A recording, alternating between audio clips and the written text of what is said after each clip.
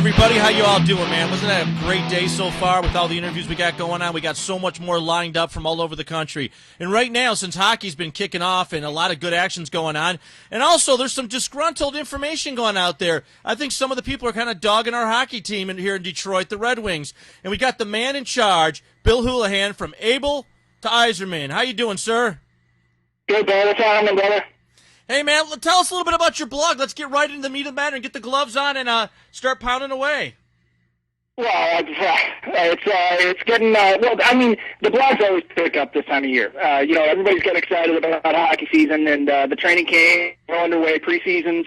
Most teams have at least 3 games under their belt, including the Red Wings, who are playing right now against Tampa Bay. Last I saw, they were up 1-0. So, that ramps up the excitement level a little bit. And, of course, with that comes a little bit of animosity amongst the fan bases. And we at Able to Iserman, we've gotten into it a couple times this week. Once with a group of Penguin fans. We'll talk about that in a minute. And then, of course, we got the friggin' standard Nimrods from Divalanche Nation who bebop in every now and again to try to spread their little version of propaganda on the blog. But that's not meant to...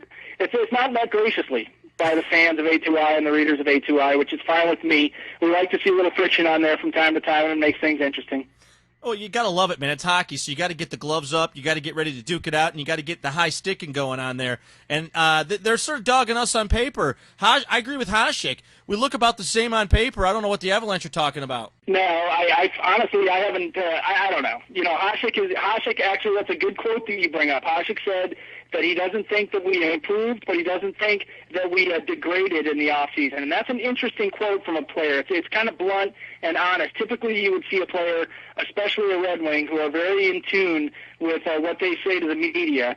Typically you'll see quotes from guys like Draper or Chelios or Lidstrom who would say they're real happy with the direction of the team. They think that we've improved in this area or that area. But you know what, Hasek is honest. He's crazy, he's insane, but he's always been honest. And in this case, he said he doesn't think we've improved, he doesn't think we've gotten any worse, just pretty much towed the line. That is an uncommon statement at this time of year, because most times guys will come out with maybe a false sense of bravado just because they really have nothing else to say.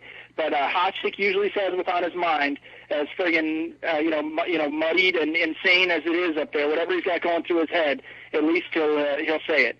Yeah, just to let you know, an update, it's tied 2-2, end of the first period. Well, that's too bad. Chris Osgood's in net. He's had a pretty good training camp so far. What's interesting about that game, it's in Tampa Bay, and if you look at the rosters, Detroit's playing with largely a group not to make the team, whereas Tampa Bay has pretty much their full roster of starting lineup in there still. Yeah, I mean, I feel pretty strong lines. I feel pretty good with Dominic. Hasek said, I feel pretty good. If we got the same team we had last year, we made it to the finals, I don't have a problem with that, to be honest with you, Coach. I feel pretty good about our chances. Anaheim was just a little bit better than us, and that was it. And if we're going to come back the same strength, the same way, it might go in our favor when we finally get to that final round. Hey, I'll tell you something. There's a lot of ways to look at this team this year and compare it to last. And one of the ways, in a positive light, is to look at the departure that we've seen of Robert Lang, who was a waste of a uniform, in my opinion. He had a big body, didn't use it, lost every important face-off in the playoffs that I saw, had a couple important goals in the playoffs, but for the most part, the guy just floats. And the fans in Chicago, where he friggin' emigrated to, will see that too. He has a frame of 6'3", and he plays like a 5'2", 120-pounder. And I'll tell you something. By the time he left, he couldn't leap quickly enough. There has never been a player, or there hasn't been a player, probably since Uwe Krupp, that Detroit Red Wing fans decided to say farewell to quickly enough. I mean, he was just, in my opinion, and many others, he just didn't do what he was paid to do, and that is to score and to use that big old body in the corners, perhaps, maybe even do a little back checking from time to time, and he just didn't do it. So it was never too soon to see him leave. Now, opposed to last season when the Tigers were kicking off, I really wasn't concerned about the losses, and right now I'm concerned about the wins for the Red Wings. They're on a pretty good roll as far as winning this offseason right now, the preseason being set up. They are building themselves up pretty good in my eyes. Yeah, but preseason's preseason. I think that there's much more emphasis on getting the lines the way that Mike Babcock wants them, gets the style of play that he wants. get some minutes under Hasek's belt, and even a few more minutes for Chris Osgood. I really don't think he's too concerned with wins and losses at this point. I mean, if he starts seeing teams put 5 or 6 goals up on the Red Wings, that's where he'll be concerned. But he's got to work on the power play and the penalty kill more than anything during the preseason, because both of those areas were not up to Red Wing standards last year, the entire year. Yeah, there was definitely questions on that. Now move over to the Penguins. What's going on with the Penguins right now, buddy?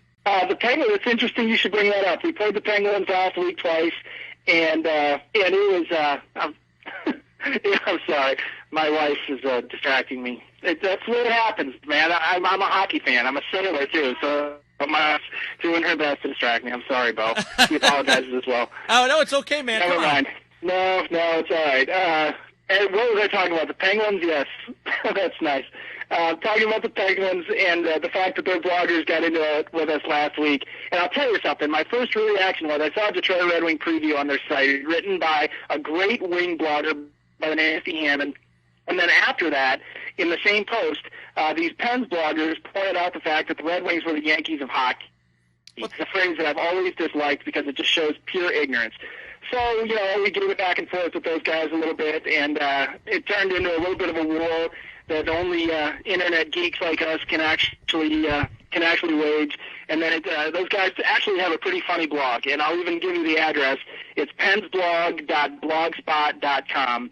And I'd like to give those guys a plug because they kept things entertaining for about a week, and they are friggin' drunks, and they're sarcastic, and they're idiotic. But those are the kind of guys I like in my world, so they're welcome to come back to Able Tires at any time. Well, you got the passion, man. You got to love the fact that they got passion, and they're not afraid to lay it out there. I mean, you got to love, you respect the fact that when someone's a competing fan and they're very, good, bad, the ugly, they love them all, you got to respect that. Yep.